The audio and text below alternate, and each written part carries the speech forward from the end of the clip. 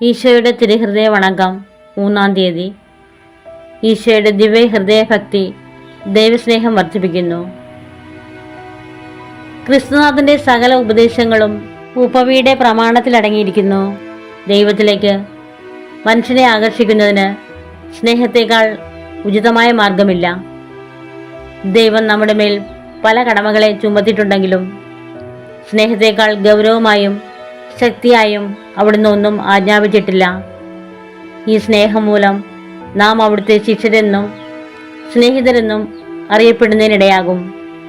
മാധുര്യം നിറഞ്ഞ ഈശോയെ, അങ്ങയെ സ്നേഹിക്കുന്നതിന് പാപികളായ ഞങ്ങളെ അനുസ്യൂതം ക്ഷണിക്കുന്നത് സ്മരിക്കുമ്പോൾ വിസ്മയപരതന്ത്രമായി വിശുദ്ധ അഗസ്തീനോസിനോടുകൂടെ ഞങ്ങൾ ഇപ്രകാരം പറയുന്നു: കർത്താവെ, അങ്ങയെ സ്നേഹിക്കുന്നതിന് ഞങ്ങൾക്ക് അനുവാദം തരുന്നുവെങ്കിൽ അതുതന്നെ വലിയ കാര്യമാണ്.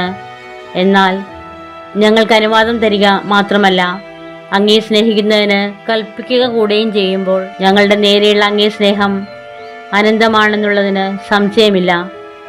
ഈശോയെ സ്നേഹിപ്പാൻ ആഗ്രഹിക്കുന്ന ഭക്തരെ, നിങ്ങൾ അനുഭവിക്കുന്ന സങ്കടങ്ങളും ചെയ്യുന്ന സകല അധ്വാനങ്ങളും ദൈവസ്നേഹം ലഭിക്കുന്നതിനായി നിയോഗിച്ചിരിക്കുന്നുവെങ്കിൽ എത്രയോ എളുപ്പത്തിൽ ഇതിൽ വർദ്ധിക്കുമായിരുന്നു. വഞ്ചനയും ആപത്തും നിറഞ്ഞ ലൗകിക വസ്തുക്കളുടെ പിന്നാലെ നാം ബന്ധപ്പെട്ട് പാഞ്ഞുകൊണ്ടിരിക്കുകയാണ്. എന്ത് നേട്ടമാണ് നമുക്കുണ്ടാവുക?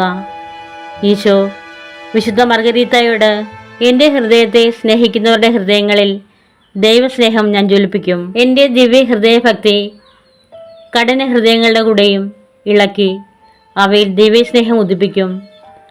തീക്ഷ്ണതയില്ലാത്തവരുടെ ഹൃദയങ്ങളെ ദിവ്യസ്നേഹത്താൽ പ്രഭാപൂർണമാക്കും എന്നരുളി ചെയ്യുകയുണ്ടായി. ആകയാൽ സഹോദരങ്ങളെ, തിരുസഭയുടെ പൂന്തോട്ടത്തിൽ നട്ടിരിക്കുന്ന തിരുഹൃദയഭക്തി എന്ന ഈ വിശുദ്ധ വൃക്ഷത്തിൽ നിന്നും എടുക്കേണ്ട ഫലം ദിവ്യസ്നേഹമാണ്. ഈ ദിവ്യസ്നേഹത്തിൽ നാം എത്രമാത്രം വർദ്ധിച്ചു വരുന്നുവോ അത്രയ്ക്കും കഷ്ടാനുഭവങ്ങൾ സഹിക്കുന്നതിനുള്ള ശക്തിയും ധൈര്യവും നമ്മിൽ വർദ്ധിച്ചു വരാതിരിക്കുകയില്ല.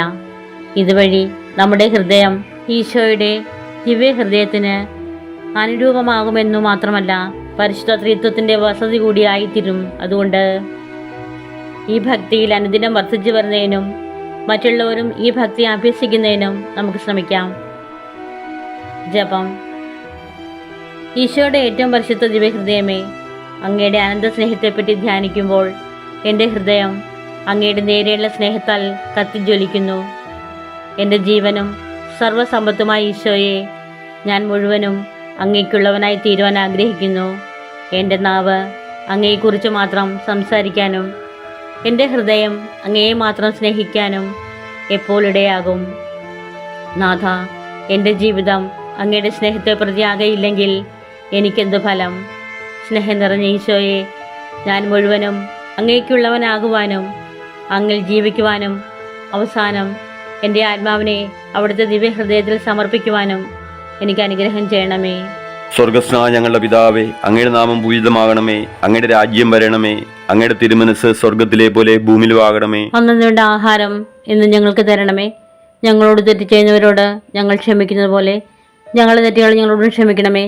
ഞങ്ങളെ പ്രലോഭനത്തിൽ ഉൾപ്പെടുത്തരുതേ, തിന്മയിൽ ഞങ്ങളെ രക്ഷിക്കണമേ.